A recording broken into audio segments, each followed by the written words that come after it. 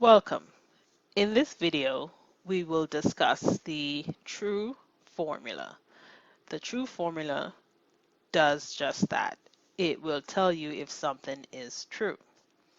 Now here we have our column headers. And so what I'm going to do is I'm going to copy the same column headers. I will paste them here and I will enter my true formula.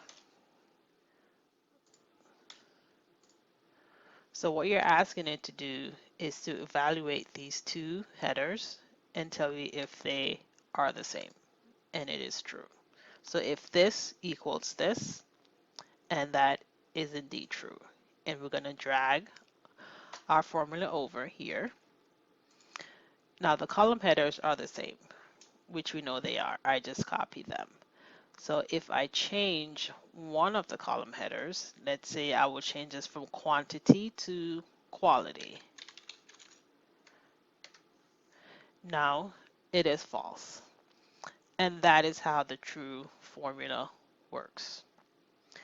Thank you for watching. If you have not subscribed, please subscribe to my channel, like this video, and leave a comment.